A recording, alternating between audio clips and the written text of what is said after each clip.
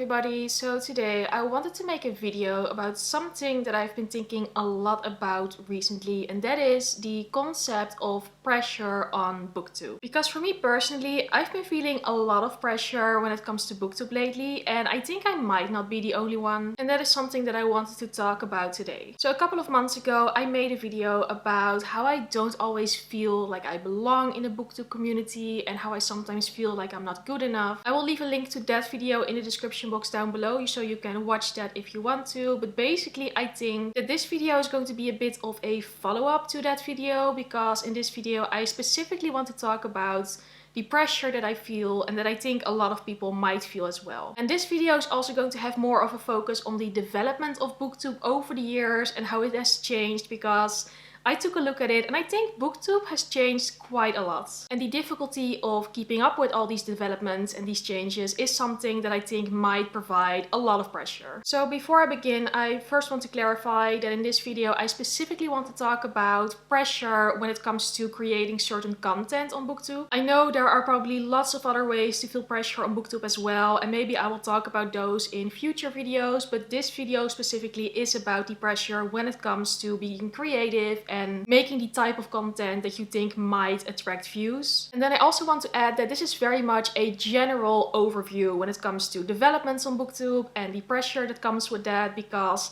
I know there are probably lots of other bits and pieces of Booktube, other parts and other corners where this video might not apply to, because Booktube is massive and like there are so many different types and so many different booktubers. But this is going to be a very general overview, and it's also going to be very much from my personal perspective, because you know, that is how I have experienced it. But naturally my personal perspective is also very limited. It's only what I have seen and what I have experienced. So feel free to add your experiences to it and tell me about them and talk about it in the comments. I would very much encourage you to do so and have a discussion with each other. But I think with that out of the way, I should just get started and tell you about how I have experienced it and also how I think Booktube has changed. So in order to do that, I'm going to take a look at the history of Booktube, a very general overview of the history of Booktube. But I think when you look back, you can definitely tell that Booktube has changed a lot over the years, because basically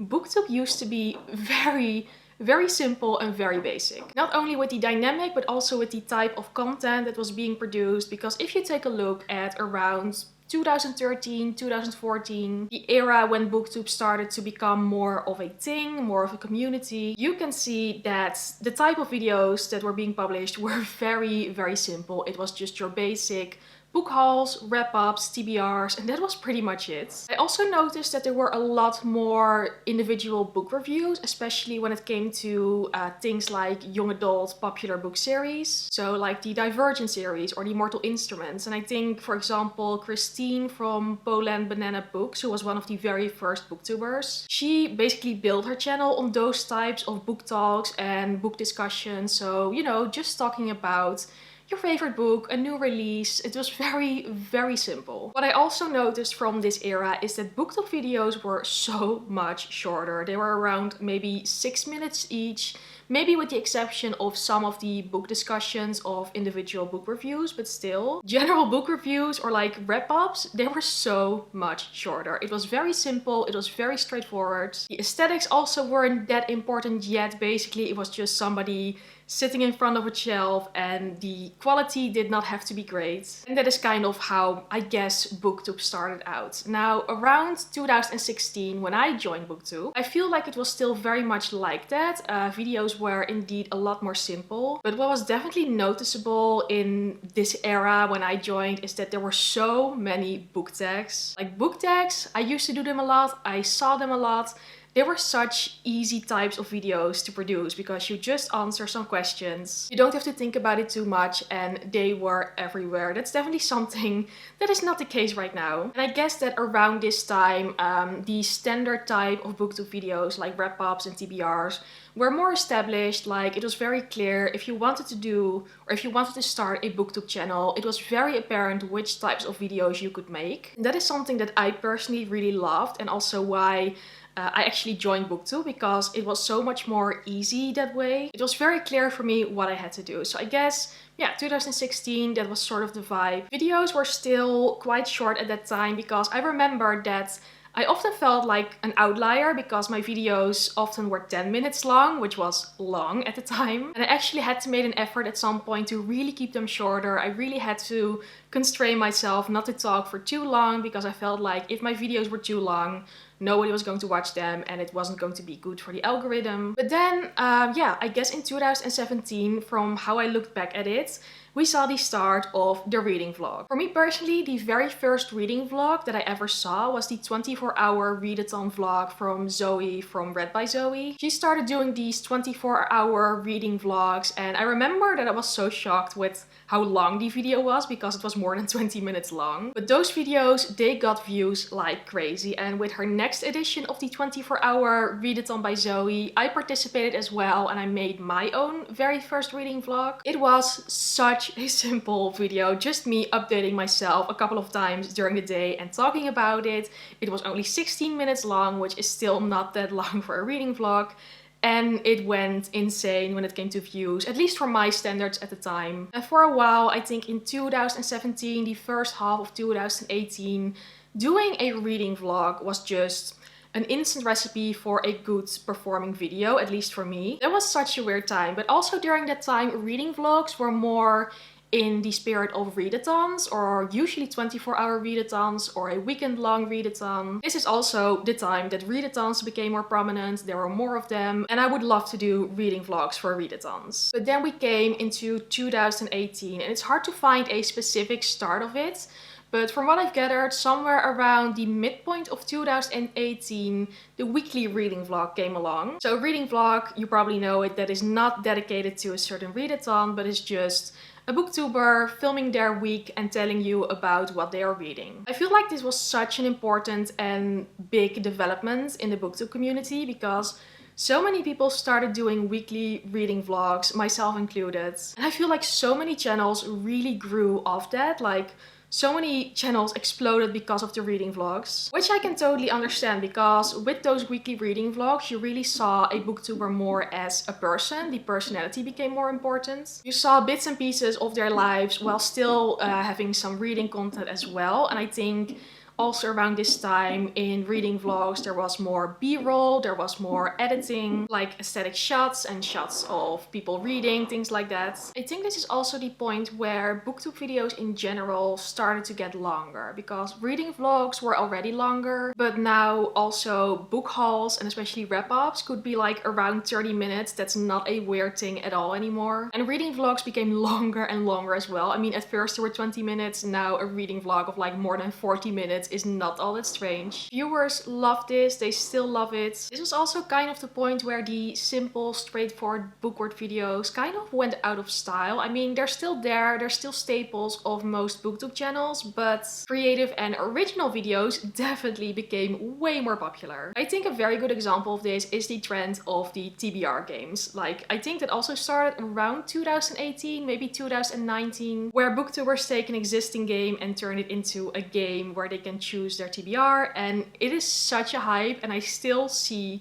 new TBR games popping up all the time. So being creative was more popular, but also being more aesthetic. So reading vlogs or videos, they are heavily edited now, they have beautiful aesthetics, beautiful transitions, things like that. It's becoming more and more of a thing. And I think that kind of brings us to where we are right now on Booktube. Booktube today is so much more professional. The videos look like real production sometimes. They are amazing and so beautiful and so well produced. There is elaborate editing, creative ideas, original new concepts. I think reading vlogs right now are still very popular, but I don't think it's really the weekly reading vlog anymore, where you post a new weekly reading vlog on a single time every single week. I mean, that also still happens. It's not like they're not popular anymore, but I think the reading vlog also has shifted into the maybe more of like reading challenges style, or a reading vlog dedicated to a certain book or a certain genre, or maybe like secret TBRs, things like that. So the reading vlog is still very much developing.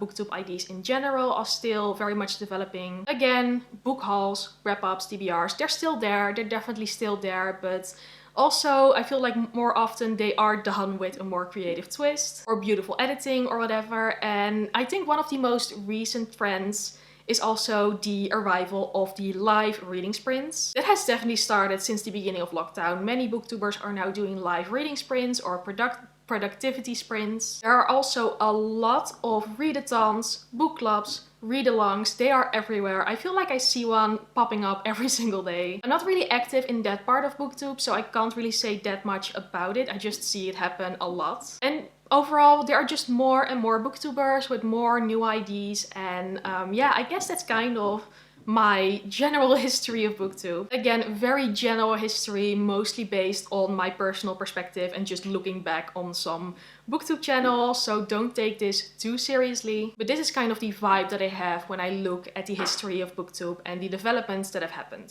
So then we get to the point of pressure on Booktube, and I think what I can conclude from these developments and this history is that you really have to have something to stand out, because there are so many creative and original ideas that it's getting harder and harder to get there with just doing basic booktube videos. Having a certain brand, no matter what it is, or for example beautiful aesthetics, or if you're very analytical or just whatever, there are many ways to have a certain personality or just be known on Booktube. But I feel like it's more and more the case that you kind of need that if you want to really grow. And of course, it has to be said, Booktube is not only about growing and getting views. That's not the point. But it's more like, I personally really feel the pressure to do something that makes me stand out, that makes me more original, or that makes me more of a known personality, I guess. It's just, as I've described, Booktube has developed so much, and I don't always feel like I'm capable of keeping up with all the developments and all the trends. Not everything is necessarily my cup of tea or like something that I'm good at, and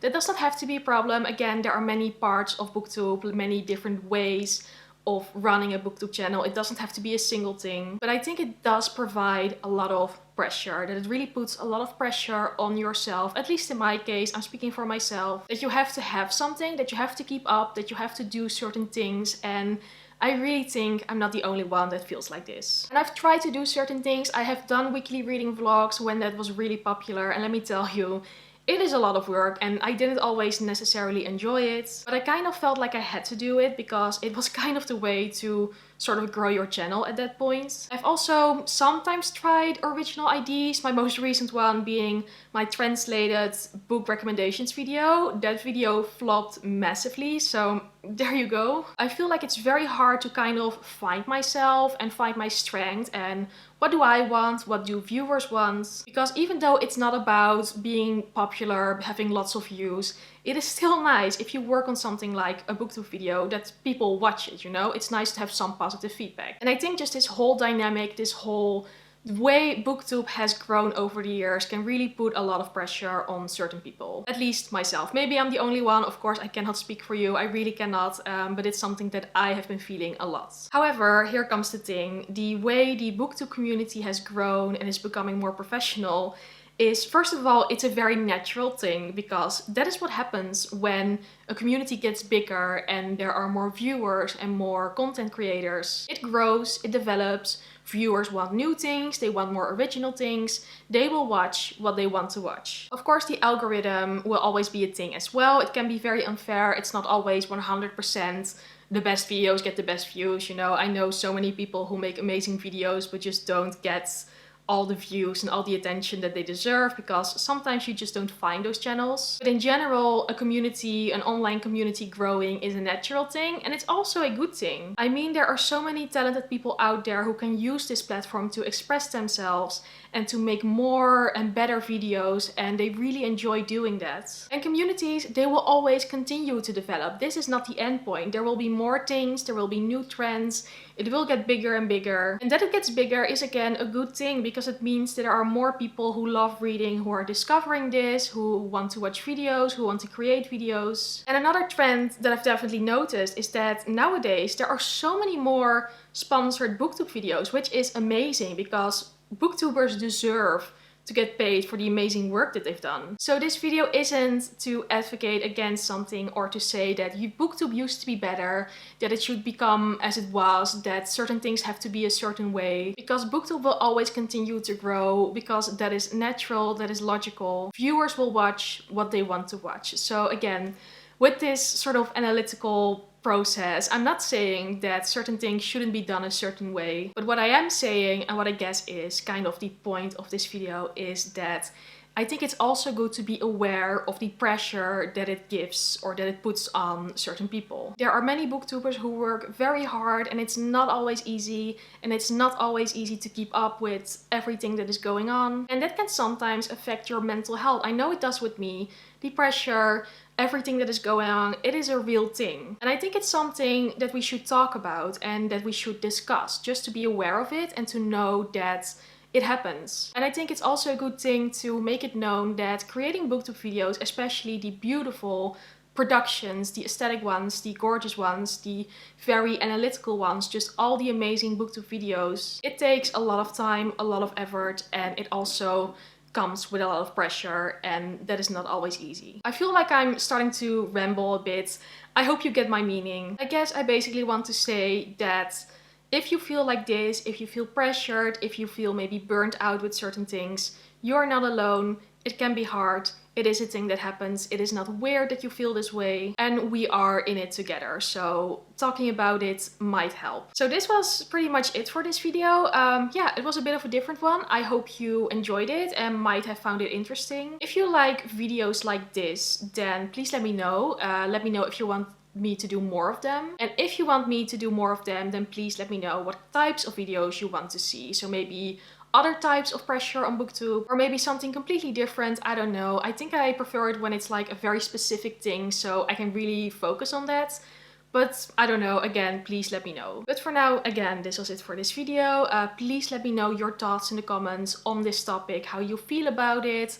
Let me hear your perspective, because again, my perspective is very limited. It's definitely not the perspective. Let me hear your thoughts, what you think of it. Yeah, I would love to hear, and you can always give this video a like if you liked it. Or subscribe to my channel if you want to see more bookish content. I would also really appreciate that. And hopefully I will see you again very soon in my next video. And until then, bye!